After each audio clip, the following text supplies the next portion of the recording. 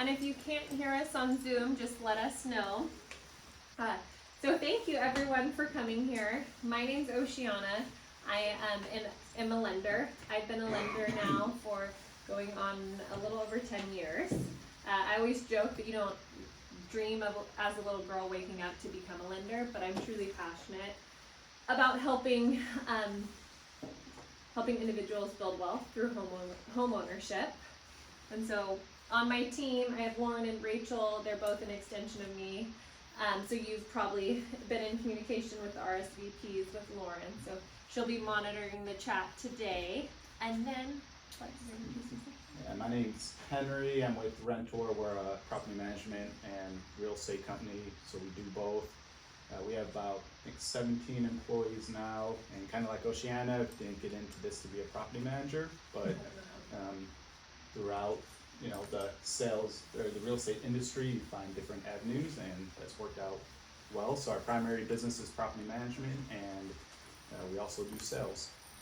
We've been doing it locally I've been here 15 years. Our company's been around for about 30.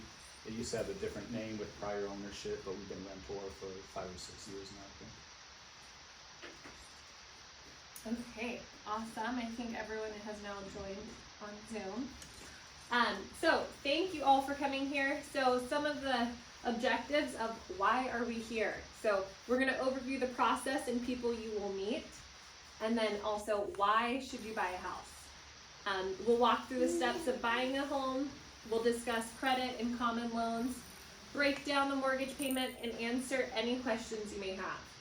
So I always like this to be very interactive. So if you have a question, if you want me to clarify something, please feel free to raise your hand and ask. And those on Zoom, please feel free to type it in the chat. I have Lauren monitoring the chat.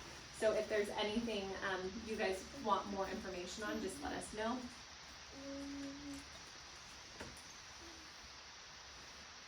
Okay, so the players, the professionals who will help you buy a home. So your real estate agent, so that would be Henry, manages the property search and contract. Loan officer, so a lot of people call the loan officer your lender, your mortgage broker. There's a few different names, but essentially they're the ones who help you find the financing. They're the ones who orchestrate the home loan. Then you also have your escrow and title officer. So they manage the transaction and property title. So escrow and title in Humboldt County, there's two. Fidelity National Title and Humboldt Land Title. They're both owned by Fidelity. I always say they are the third party that orchestrates the whole transaction between the lender, the realtor, the seller, the buyer. They're the ones who make sure that your name goes on record and the seller is really the seller who's selling the house. They're the ones who kind of orchestrate the whole thing.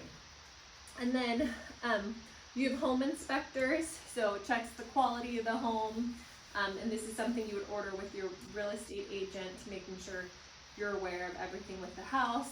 And then the appraiser is a third party that goes out to the house and makes sure if you're buying a house for $350,000, it is in fact worth $350,000. Any questions about any of these? No? Okay. Why buy? I know everyone says you should buy a house, but it wasn't until I had this job that someone truly explained why we should buy a house. We hear it like, oh, then you can have a dog, you can paint the walls, you can have pride in home ownership. But no one really breaks it down of why. And so the 3 reasons from a financial side of owning a home is going to be the tax benefits. Okay, so you do have tax benefits by owning a home. You're going to be able to build equity. So you're gonna, and on the next slide I'll cover that. And then the pride of home ownership. So that's going to be like being able to paint the walls, being able to remodel those items, taking pride in home ownership. And so this next slide is one of my favorite slides. I kind of geek out on this stuff because the numbers of it I like. So this is just an example. So you have the sales price of $400,000 with a loan amount of $388,000. Okay. So each month you're paying principal and interest, okay? So this principal and interest amount, the initial principal, it's kind of depressing when you own a home up front. A lot of interest is paid, and the amount that's going towards principal is very little, okay? But it is a tax savings, okay? So, for instance, this interest that you're paying, plus the mortgage insurance, plus the property taxes, right here, this figure, there's a $2,700 monthly tax deduction, okay? Because all of those are tax deductible, all three of those. So I broke it down on a monthly basis. And so depending on your tax rate, I use 25%. I feel like that's a pretty conservative one. Obviously, I'm not a CPA, so every individual is going to be a little different. But for this scenario, I use 25%. So each month, you're going to have a tax deduction of roughly $689 of tax savings, okay? So that's one aspect of it. The next is number 2, forced savings. And so this is the amount each month that you are paying that pays down your loan amount, okay? And you're probably like, this amount is very little, okay? Because up front, how a mortgage works, there's a lot of interest up front, and then there's what's called a tipping point, where then you're paying more principal than interest, okay? So this number is going to change the longer you have the loan. But I consider this forced savings, so that is the amount that you're saving each month, meaning you're starting at a loan amount of $388,000 each month. That is going down, okay? And so you're building equity. And then the third is average appreciation. So for a loan amount of $388,000, average appreciation 3%. So that's roughly $11,000 divided by 12 months, so $970 per month that your home is appreciating by owning it, okay? Obviously, this means like you're not having a ton of deferred maintenance. I mean, this means that you're taking care of it and the condition of the property is improving or staying the same, that your property is gonna appreciate $970 per month by owning it, okay? So then I add these three together, so the tax savings, the forced savings, and the average appreciation. And this is about right under $2,000 a month that you're building of wealth by owning a home. Okay, and so these are the numbers that I like to see when talking about owning a home and building wealth. Does anyone, I know this is a lot of info real fast. Does anyone have any questions about this? No? Okay. Is there anything you want to add to it? Or? I would just like to clarify, so if a mortgage compared to renting of course is just money gone, cost of living, it's you're not retaining anything. Even this small $318 over time adds up to a significant amount of money, so when you sell the house, at least you get something back, even if you're not completely done paying it off over the years. Mm-hmm. I like to tell people appreciation in markets can fluctuate. No one knows when. No one can really time it. You're pretty safe if you buy a home. If you plan on holding it for at least 10 years, it's very unlikely it's going to be worth less than you paid in that time frame. Of course, there could be unexpected events that happen.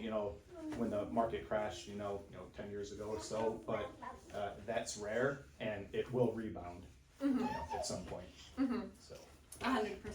And the thing too that we get stuck on is if we're comparing renting to home buying, when you go to sell your house, even if you're breaking even, you still were able to have the tax benefits, tax savings, all of those items that you're not receiving while renting. So there's tax savings, and that's like worst case scenario, you're breaking even, Yeah. Okay, so then this is... Right, so the why of a realtor. So most people in this room and on the call probably have heard at some point people say, realtors aren't needed. All they do is show you a home, let you in. They don't do anything. Why do I need one? They just take money from the seller. Realtors were formed early 1900s, I think officially 1913, and the sole purpose was to protect the public from getting ripped off with regards to buying and selling their properties. Today, we're governed by what's called fiduciary responsibility, meaning everything I do or any realtor does always has to be in the best interest of their client, whether you're buying or helping someone sell their home. Everything we do has to be in your best interest. The unfortunate part is, like every industry, there's good realtors who uphold that, and there's other ones who necessarily don't. So it's really important when picking a realtor, try to get referrals from people you know, come to events like this. Usually people hosting these, at least, it's no guarantee that I'm good for you, but it's very unlikely I'm trying to take advantage of somebody if we're doing, a seminar like this. An example of a fiduciary responsibility that could come up with regards to paperwork, legalities, and timelines. So when Oceana approves your loan, or a lender, they don't necessarily have a copy of our purchase agreement. Inside the purchase agreement, like California, real estate is heavily regulated, especially in California. There's certain documents that are really important for you to have, whether you're buying or selling your house, that protect you 5-10 years after the house sells.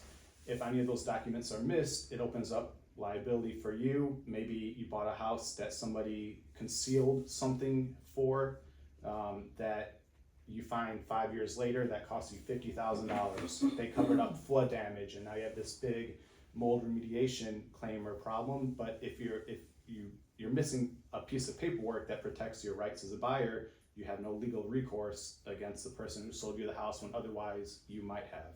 So the paperwork is really important, and that's something that's my job to stay on top of for you. And kind of market insight buffer costs you. So if you're hiring a realtor to help you find a house for you to buy, it rarely costs you any money. There could be very unique, rare circumstances where it does. We would discuss that if it comes up, but the bottom line is usually doesn't cost you anything. Of course, being a realtor, we have access to different information about properties, markets, different things that we would advise and make recommendations to you. And the big thing is, a lot of people are uncomfortable negotiating things like the price of a piece of property, or if you end up getting into contract to buy a house, there's inspections and different things that we look at the property in more detail. A lot of people it's uncomfortable for them to kind of negotiate money off, or how do I ask for, say the water heater isn't working, we discover it's, I know it's $1,500, but do you know it's $1,500? Do you know it's not working? Is it appropriate to ask the seller to take money off the sale price for that?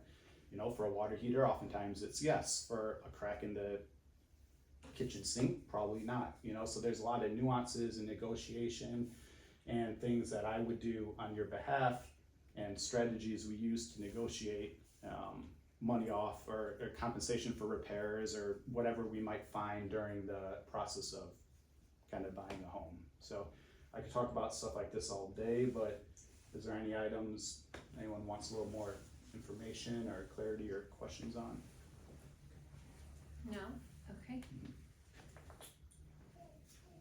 This one's important. So whether you're looking for a house that's worth $500,000 or $5 million, it's very unlikely you find something that fits everything you're looking for.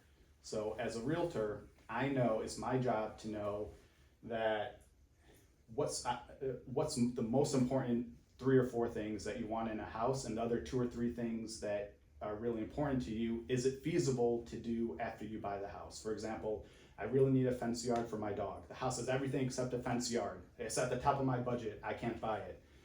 Well, maybe I know something, or during the course of the inspections for the house and the sale process, I might be able to find a way to save you a little money that could pay for that fence to be installed after the property closes. Or another example could be, I really want a house with 2 bathrooms.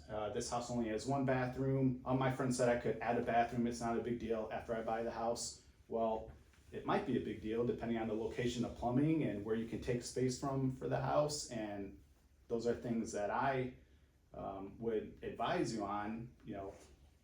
Is that realistic or not? What's the approximate cost for something like that?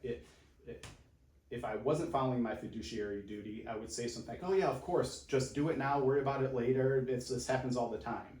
Well, it doesn't happen all the time. It's really rare somebody adds a bathroom to a house. So it's my job to help take the emotion out of the house and present the facts to you, so then you can make the decision, maybe it's the right one for me, maybe not. Maybe I'll settle for the one bathroom instead of two, or maybe we'll keep looking. Kind of inspection mindset. So this is a big one, and what that's trying to say is a lot of people, so if we go to buy a house, I know, or go see a house, I know the first thing you're gonna do when you walk out of your car is look at the front of the house. Okay, I can see myself walking up here, it's good enough. As soon as we walk in the house, the first thing you're probably gonna look at is the kitchen. And then you're probably gonna look at the bathroom. You're probably not gonna pay much attention to the bedrooms. You know, some people do, especially if it has a master suite on it, or you look at the size of the backyard. Those are the things you're looking at. What I'm looking at is, as we're walking up to the house, do I see any issues with the roof, gutters? Does the foundation seem like it's level? Are there cracks in places there shouldn't be? Does it look like it had a recent paint job or some repair to cover up something that could be a bigger problem? When we're in the kitchen, okay, it has stone countertops. You knew that because you saw the listing pictures going in. It looks as you expect.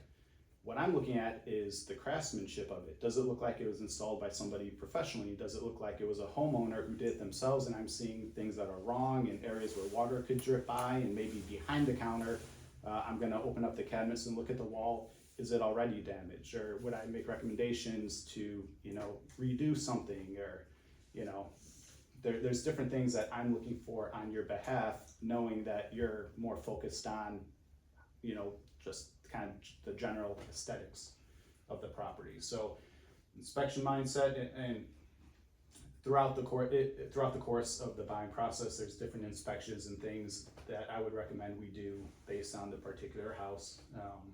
So we're gonna discuss that as it comes. And kind of the same thing, location's fixed. Everyone's heard it before. Location.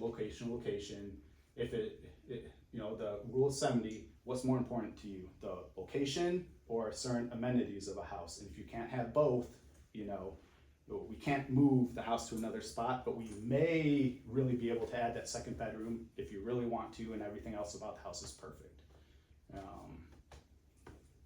That's kind of what that's trying to say. Any questions about that? Any of that? No? Okay, let us know if there are there any questions from Zoom? Okay.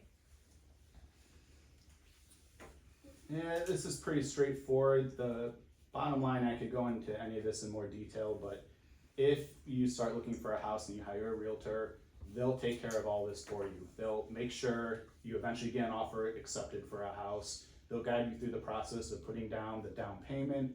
And then the cool part about this is when you get an accepted offer and put down the down payment for a house, you typically have 17 days to do any additional inspections and research you want for the property. Everything in a contract can be negotiated. We could ask for more time, we could ask for less time. There could be reasons either scenario would be applicable. But the cool thing about this is within that inspection window, from the time you have an accepted offer, you put down a little bit of money, all that money is fully refundable within the 17-day period for no reason. You don't have to find an inspection problem with the property to justify changing your mind. You can just walk away. There's no penalty. You get your deposit back. There's no fee to your realtor. So it gives you time to have a couple weeks, double check your finances. Are you comfortable with the payment? Go to the house a number of times. Look at the pictures online. Can you see yourself living there? It just gives you a little extra time to make the final decision.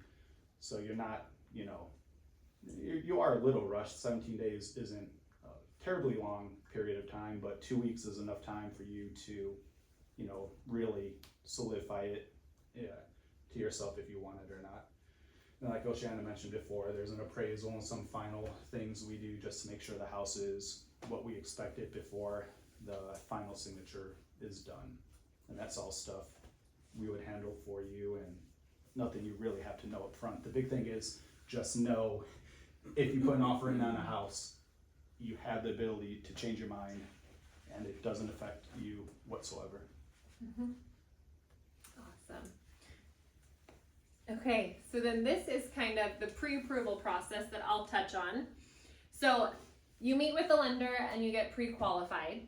Okay, and so what that looks like is a lot of times my clients apply, I send them a direct link, it asks them some questions about income, assets, all of that, and then they upload some documents to it, and then we meet in person or on Zoom to go over their pre-approval. Okay, and so once you're pre-approved, then you shop with your realtor to find your property. From there, you submit your offer, write your contract, and then once the offer is accepted, you go into what they call escrow. So escrow has started. Then in the meantime, I'm doing a bunch of stuff, my team and I, behind the scenes, submitting your loan to processing and underwriting. And then we may request a few more documents. We're ordering the appraisal. There's a lot going on behind the scenes. And then you sign your final docs.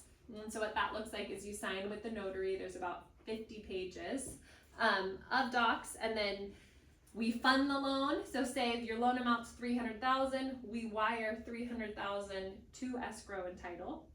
Okay, and then escrow and title puts your name on record.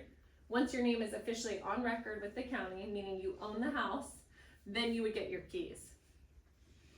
That is a very simplified way to put a very complex process. But any questions about that? Okay, so what makes up a pre-approval?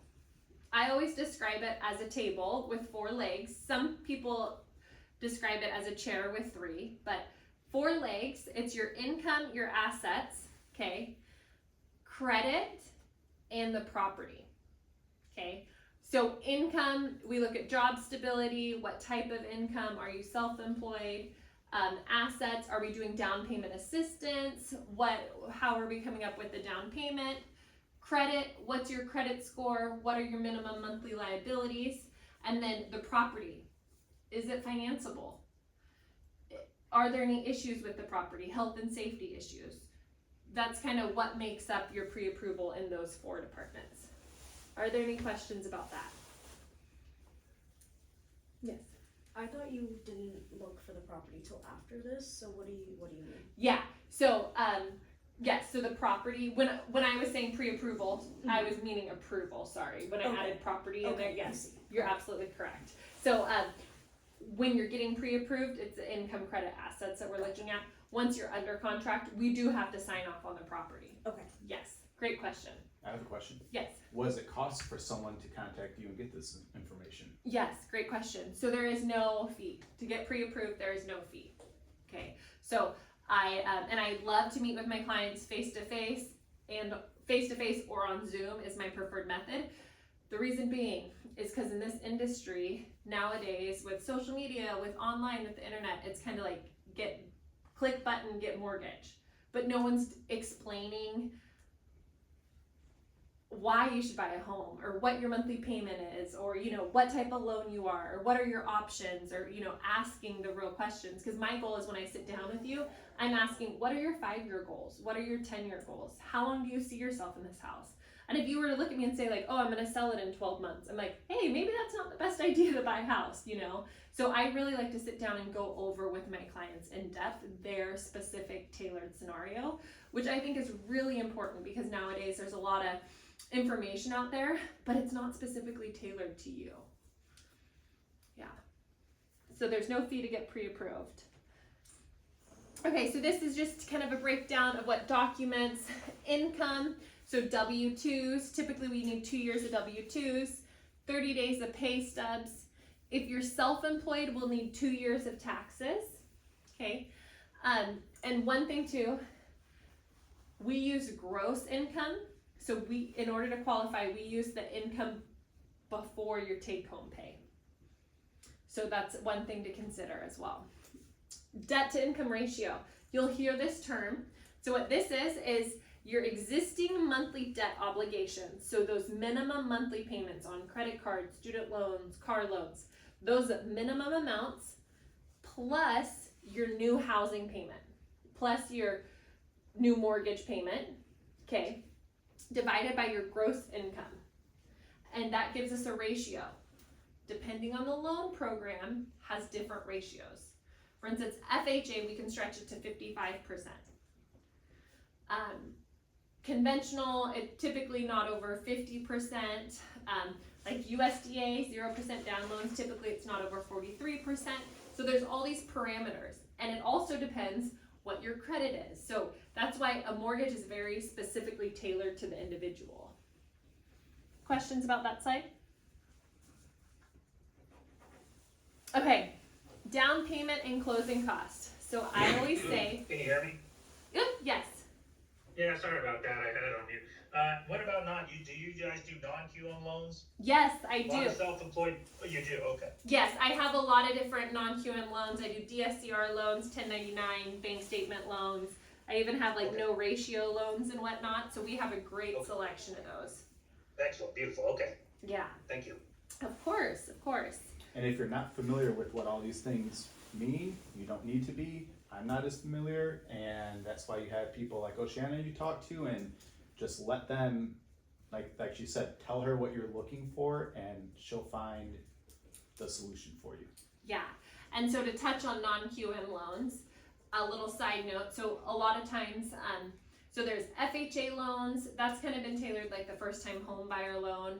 There's conventional loans, USDA, rural property loans, VA loans, and so those are kind of the bread and butter of the mortgage industry, majority of the loans. I would say, however, in the past 3 years, non-QM loans have become more popular. So that's a non-qualified mortgage.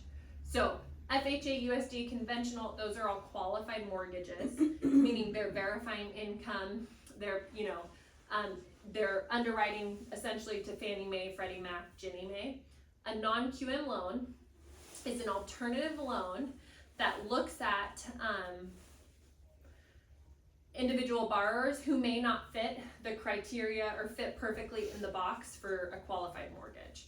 So a lot of self-employed borrowers will go non-QM because we can look at your bank statement deposits and qualify you for mortgage that way versus looking at your tax returns, things like that. So that was his question. So yes. What Yeah, about, thank section 184 Mhm. for Native Americans? Yeah. I know Cross Country is one of the approved lenders. I'm an approved lender too.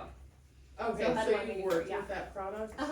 Yep. Yeah. Okay. Yes, and so that's a great product. So what it is it's for Native Americans, they are able to put, when they qualify for this program, it's less money down. My favorite feature of it is there's no loan limit to it. It's an FHA loan, but it's to conforming loan amounts. So that's my favorite aspect of it. And they also have where you can do where you're fixing a fixer-upper, if you Mhm. will. Yep, yeah, a 203K loan. Or how about, have you worked with where they're doing, it's like a building loan? A Mhm. single construction loan? Yep, Like if yeah. you find property, Mm-hmm. or, Yeah, a one-time close. And what tribe are you associated with? out of Wisconsin, Mohican? Okay. I haven't worked with them, but I work with a lot of local tribes around Okay. here, so I'm Nice. familiar with them. Yeah. Good sure. to know. Yes. Okay. So assets. So I always say your down payment plus your closing cost equals your total cash to close. And there's ways, and it's really important to work together. And I always tell my clients, I want to make sure that they're comfortable with their cash to close and they're comfortable with their monthly payment. And so there's ways to get your closing costs covered. Okay, and that's one I'm seeing. I mean, I think the last 3 contracts that have come across my desk have had seller credits. And so what that means is the seller is paying for the borrower's closing costs. And it'll be interesting to see this summer how this summer market goes and whatnot. But you're still seeing closing cost credits. Yeah, I haven't actually done any recently, but that's Okay. interesting to know you've seen them. Yeah, So, yeah. yeah. And it could just be to clientele, Yeah. first time home buyers and whatnot. Yeah. So down payment closing costs can come from checking, savings account, retirement accounts, investment accounts, gift funds, as well as we do offer down payment assistance. I skip to them? Okay, so credit. I won't touch on this too long.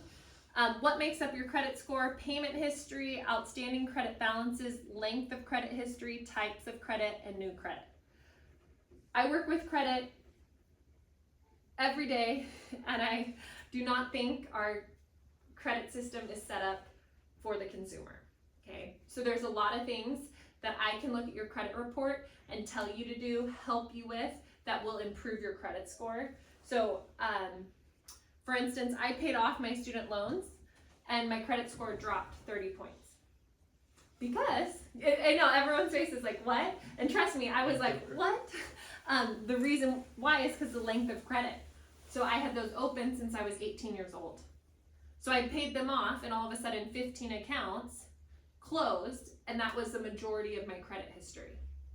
So there's little things like that. Like sometimes people think, oh, I'm gonna pay off debt and I'm gonna close this card. I always tell them, pay it off, do not close it.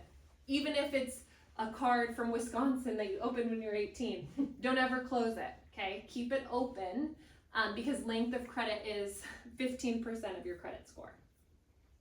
Any questions about credit? Yes? Can you talk about how to get more length on your credit at the beginning? Oh, yeah. So, and I work with a lot of clients, and sometimes, I'll look at their credit and it will, they have one credit card that they've had for 2 years, they've never missed a payment, but they can't get over that 700 credit threshold, And so I'll tell them, you can be added as an authorized user to someone's card. What that looks like is, say you have someone who's in your life, they've had a credit card for 30 years, they've never missed a payment. If they call, say it's Capital One, and add you as an authorized user, all of a sudden in 30 days, that credit card that's been reporting for 30 years now reports under your credit. That's cool. Mm-hmm. Yeah. It's very cool. Obviously, you don't have, you have no obligation to that debt. So sometimes people are like, adding you to my credit, but they can cut up the card, that sort of thing, and it automatically reports. Make sure though they don't carry a balance on it. If they do, it's less than 30%, and make sure they've never missed a payment. Because I've also had clients who don't follow those directions and then get added to a card that is maxed out, and I'm like, no, this is now hurting the other areas. So, any questions about credit? No, okay. So we kind of touched on this a little bit. Different loan products, so conventional, FHA, VA, USDA. And like I said, a lot of times people think this FHA loan is the first time home buyer loan because it requires as little as 3.5% down. People don't realize with a conventional loan, you can put as little as 3% down, okay? VA, so any veterans are eligible for a VA loan, 0% down. USDA is a great program, 0% down.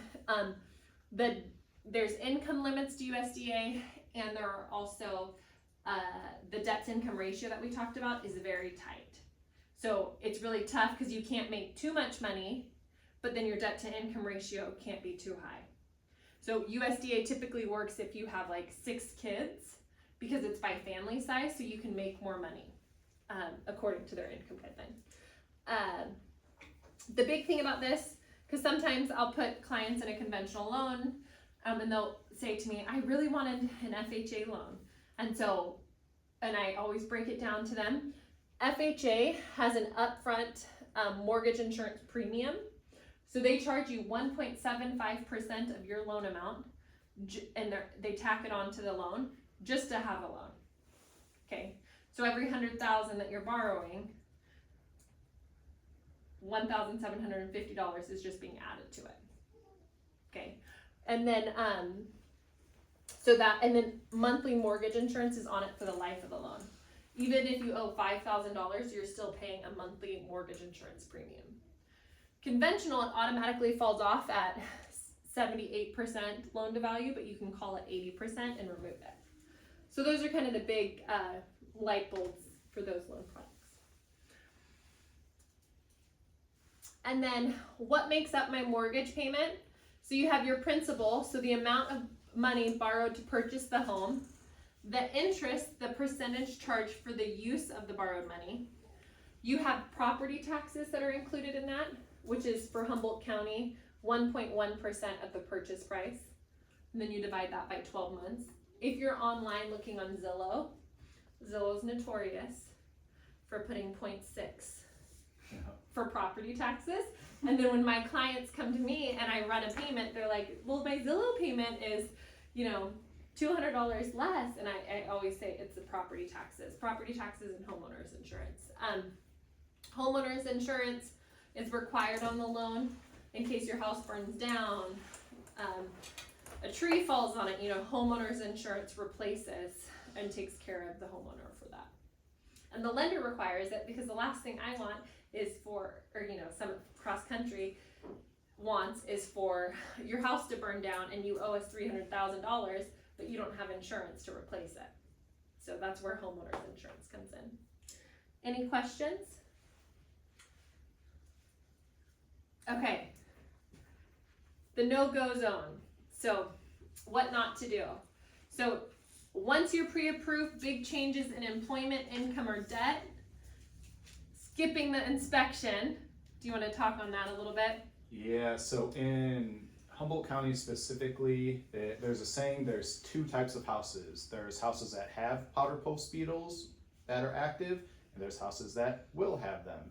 And so isolated by itself, it's not a big deal. It's just a pest. It eats kind of certain woods in the house. If they go untreated for decades, they could do some real damage, especially if they're underneath the house, eating part of your foundation, because a lot of times foundation repairs are extremely expensive, $50,000 plus. Pest inspection will find this and they'll kill them, and then you're good. And termites are common out here also, same thing. Most houses eventually get them. Termites don't eat certain types of wood, mainly like redwood in our area. So if you have an older home, sometimes they have some good perks that help you avoid certain kinds of pests because they just don't eat that type of old growth wood for whatever reason. It's toxic to them, it's my understanding.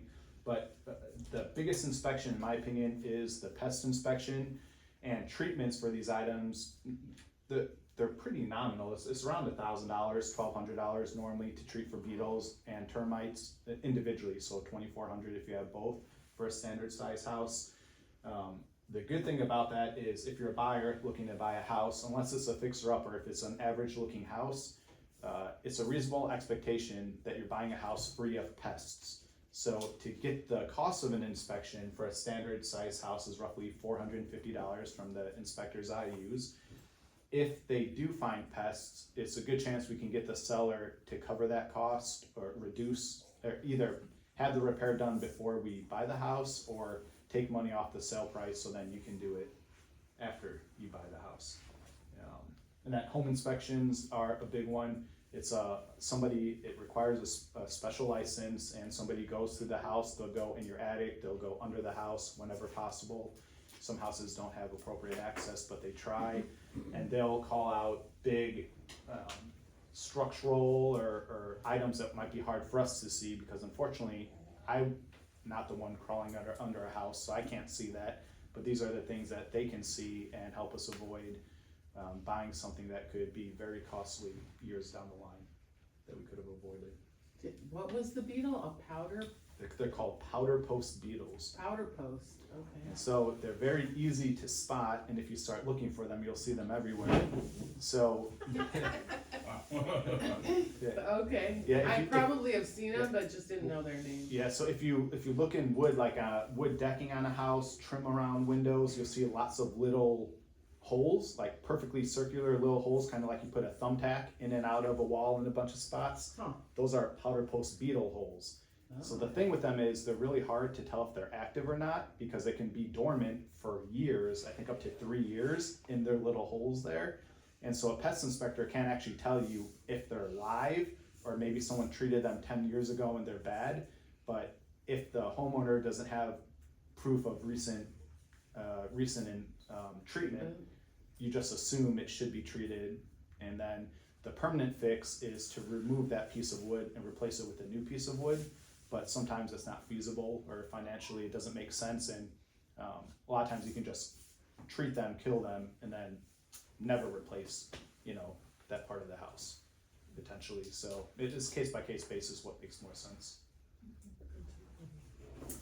And then the next one, we go over this during the pre-approval appointment, overextending your buying range. And so that's why I make sure you're comfortable with your monthly payment, you're comfortable with your cash to close, all of that makes sense for you and your goals.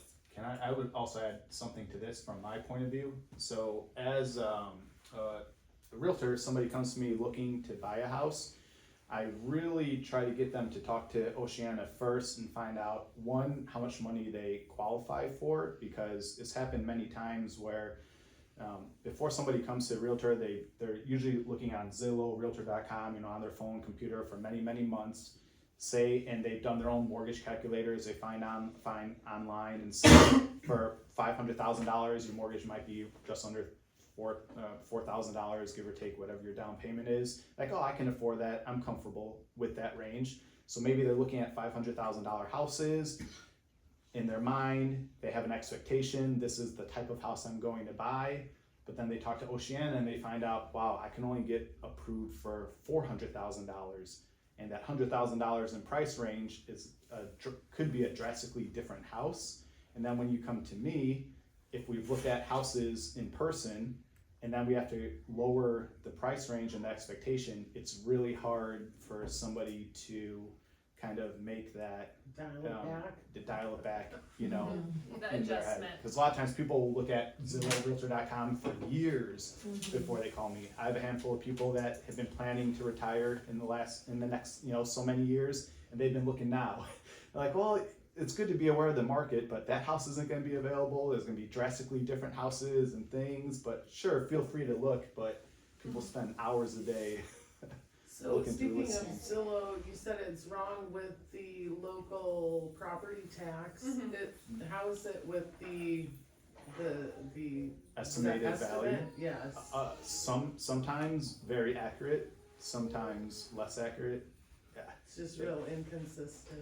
It's really hard for Humboldt County. It's very accurate in, like, say, Sacramento area, where all the homes are very similar in the developments and that sort of thing. In Humboldt County, we're so unique in like, you could have 3 houses in a row that are very, very different. And how Zestimate works is it's an algorithm based off of the recent sales in that neighborhood. So what might be more accurate is looking at the tax history of the value?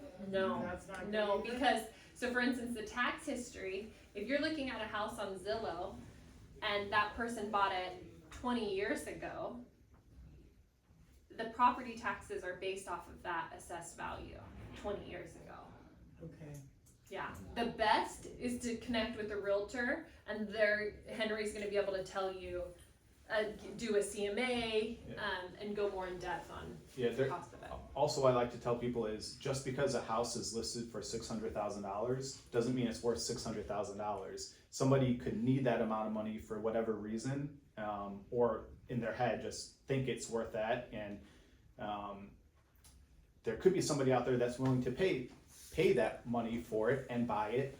And so you might see on Zillow, oh, this house sold for $600,000, and this house that looks similar to it, they're trying to get $600,000 to it. But if you talk to me, I would say this person overpaid. Please don't buy this house unless you understand. I think it's worth significantly less, but if it works for you, it's going to be your forever home. You don't care. At least you talked to somebody and you got that information and made the decision from there. Understood. But if you're overpaying for a house, when they do the appraisal, doesn't that come up then? Mm-hmm. Sometimes, but you'd be surprised how many people pay cash and they don't need it then. Mm-hmm. And so that's a great question, because so say you're getting a loan and you're under contract for $500,000 and the property appraises for, let's say, $490,000. You can still buy it for $500,000. We're only gonna lend you, like, say you were putting 20% down, we will only lend you $490,000 with 20% down, and you have to pay the difference of that $10,000. Or the seller can come down, or you can meet in the middle, but you can still buy a house. And we saw this during COVID. Yeah, so like I would see people paying over the appraised value. I haven't seen it recently. I'll say that. Yes, I'm less familiar, but there are a lot of stories in the past where appraisers were notorious for not really necessarily doing their job. They would just look at, okay, the house was listed for this much money, it's under contract for this much money, and they just say, it's good. They'll just say it's worth that amount of money, you know? So I don't know how prevalent that is now, but that is something that We've could had happen. people, we've had a few appraisals in the past 6 months come in under value. So the appraisers are, because they're a third party, they're getting paid, they have a license they have to withhold, you know, and so, yeah, and that's kind of, We don't have the most appraisers in our area. One of our long-term ones recently retired or is about to, but yeah. Okay, so why work with the local realtor and lender? I think it's really important to sit down, like I said, meet and have a tailored strategy specifically to you. I've had, sometimes clients have come to me, they're having an awful experience with Rocket Mortgage or someone online, and they come to me and we're going over their documents, you know, because I tell them, I'm like, hey, I'll tell you straight up if you should stick with that lender or, you know, if you should come to me, and so we meet and we go over it. And, for instance, property taxes, we've already touched on. I had a client, they were like, my payment is gonna be X amount. And I was like running numbers and I was telling them, and then when we met, that online lender was using 0.25% for property taxes. So what would happen if that client stayed with that lender? At closing, they would have, or before they closed, right before they closed, they would have finalized it and figured out Humboldt County's property taxes, but that would have been a drastic change for that client. So that's why it's really important to work with a local lender who, the other aspect of the local lender is, my whole business is built on referrals. And so what that means is that I take it very serious. When I send a pre-approval letter for my clients, when they're pre-approved, what that is when you submit an offer, I send a letter with your name, with the loan amount you're approved for, your down payment amount, you know, and it says that you're approved. I sign it, I send that is presented to the listing agent and the seller of the house. And I take that very serious because I want all the agents in our area, they know my name, they know that I send good pre-approval letters. So it's really important because some real estate agents, if there's an out of area lender, they won't even review the offer, you know, because if you have a pre-approval letter from Rocket Mortgage and you have one from a local lender who called the listing agent and vouched for you, that's a big difference, especially in a competitive environment. I'll add a couple points to this. As far as a rentor realtor, so there's 3 of us that are licensed right now that help people buy and sell properties. The cool thing about us is some people are hesitant to contact a realtor because they don't want to be pressured into buying something. And so it's like a used car salesman. They don't want to walk around the used car lot because they don't want someone coming up to them and pressuring them to buy a car, take them around, you know, all that kind of stuff.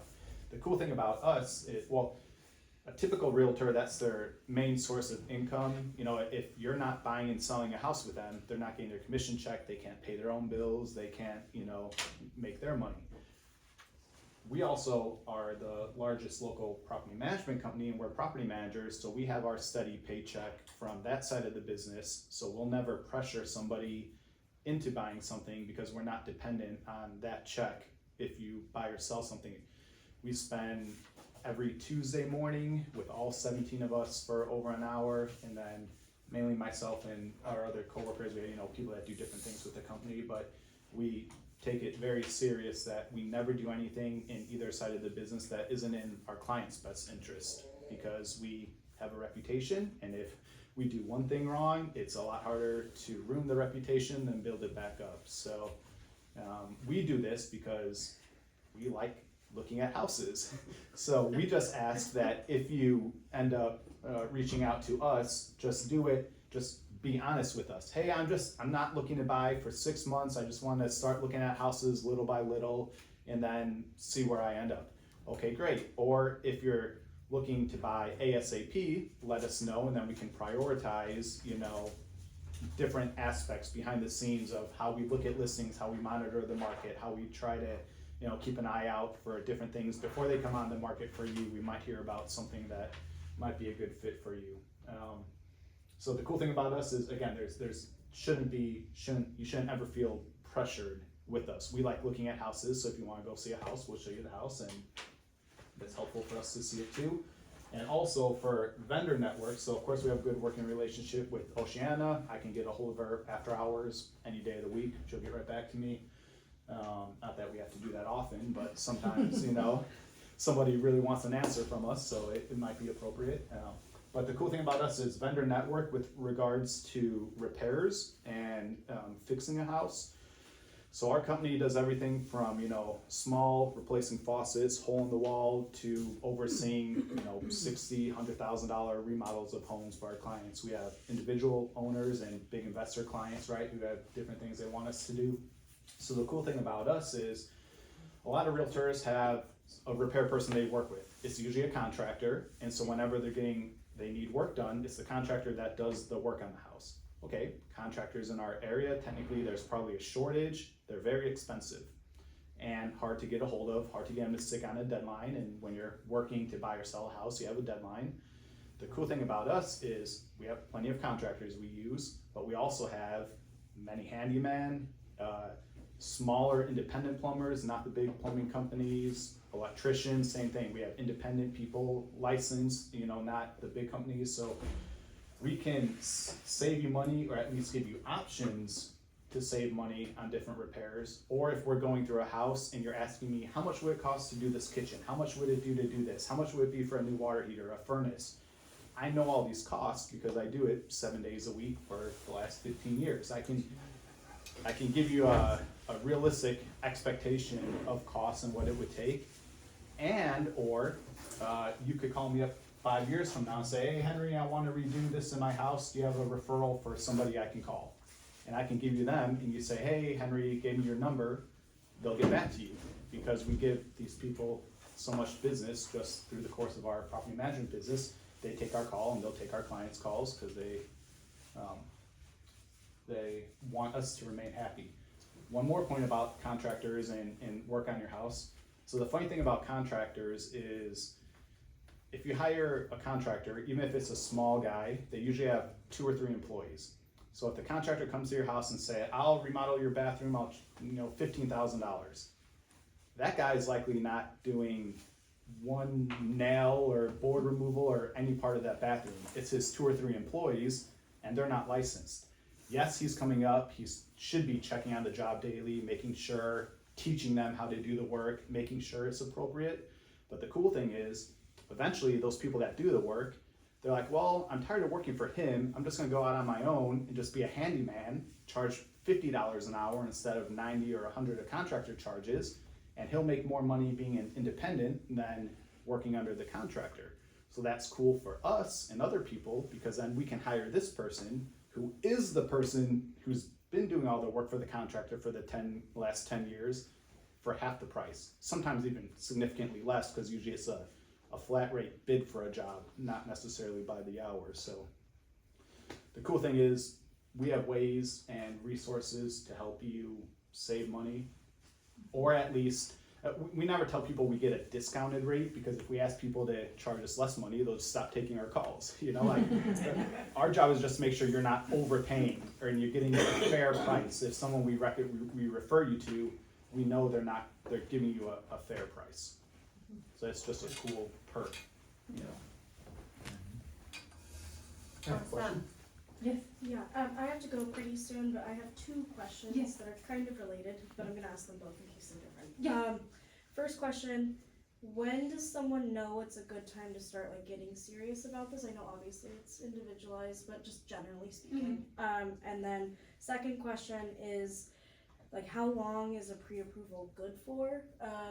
Like, how long does it last? Does it time out after like a year or so, and then you have to do it again? Something like that, because I know sometimes it takes a while to find like a property you like. So just both based on timing, I guess. Like, when should you do ideally either of those things? And Yes. should you only do that when you're like serious about it, or should you do that just like when you're like maybe a little interested? Great questions. Great questions. And so I always say it's never too early to start talking with me.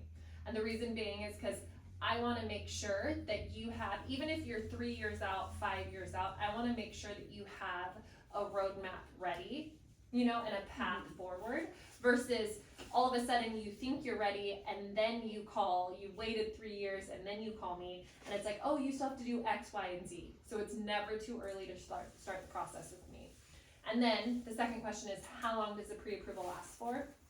So the thing that there's pre-approvals are more flexible than what we think. And with the timing of that, what that means is your credit report, so black and white, your credit report expires in 90 days, okay? It doesn't mean on 91 days, I'm re-pulling your credit, okay? I can also do soft pulls on credit, so we have some flexibility. And so I always say you get pre-approved with me next week, that pre-approval is technically good for 90 days, but say you don't find a house until November, all I would do is say, hey, provide me your updated pay stubs and new bank statements. Because once you send all your documents in, those do expire. But some of my clients, they've been shopping for a year, and every month they send my team updated pay stubs, you know, and we just update the file and make sure, or they say, hey, I got a raise. And so it's very fluid, and we constantly keep updating it, which is really important, because the last thing you want is to not update and not stay on the road to home ownership, and then when you do find the dream home on Saturday at noon, you have to redo everything, you know. So yeah, did that answer it?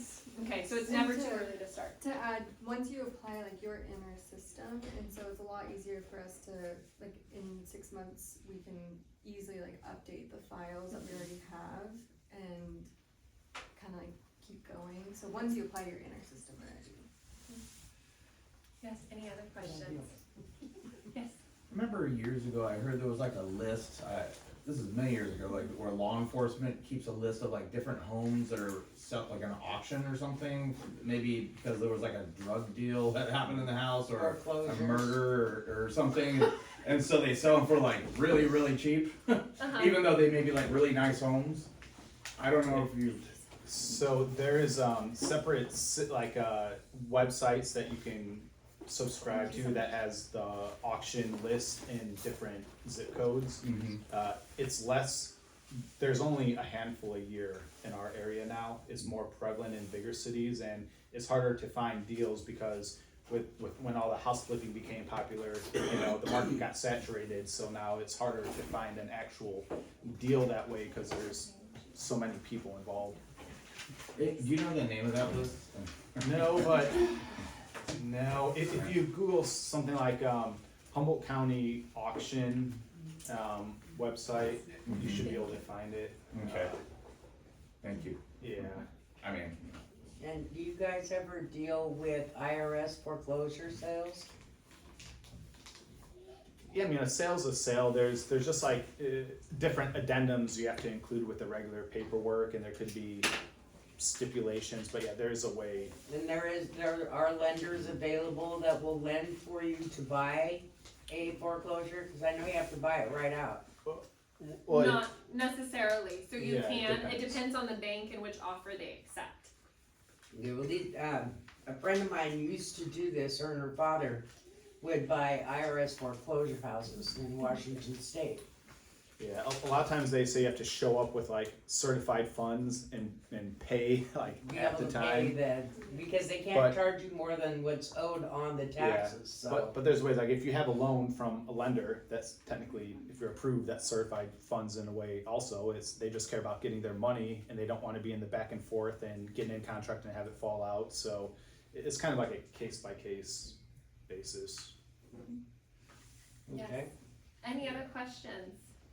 Do you work with Golden State Finance Mhm. or the, GSFA. yes?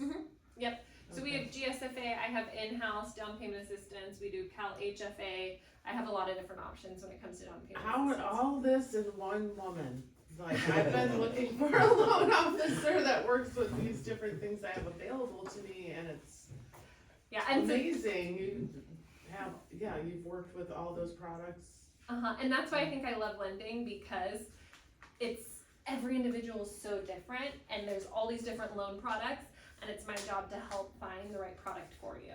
And it, like I said, I can nerd out on it, because there's great programs out there, and then sometimes I'll tell my clients, I'm like, hey, GSFA isn't the best program for you.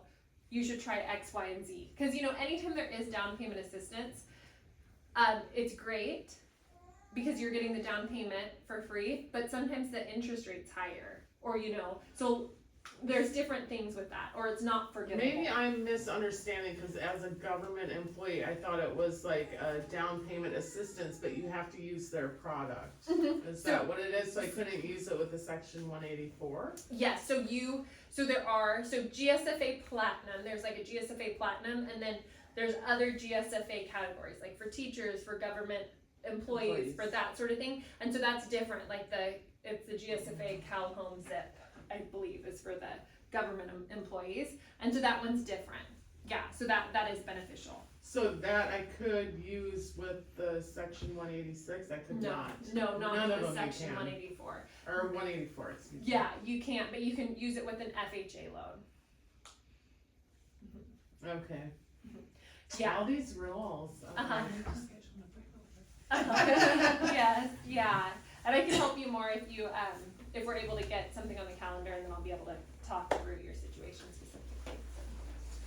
Yeah. I was real serious in 21, and then the market was just, I got beat out by cash buyers. Mhm. And then, I don't know, I've kind of had a little bit of hardship, recently, so I'm kind of rebounding from that a little bit. But, I'll be back in the game soon, and you're somebody very good to know, as are you, sir. Thank you. Any other questions? Are there any questions on Zoom, Lauren? No questions. No questions? Okay. Thank you guys so much for coming, and if you do think of questions later, just let us know. This is my personal, you can text, call, email, whichever's best, and we'll be able to help you out. So, thank you all. Thank Thank you for Thank the you. pizza and presentation. Yes.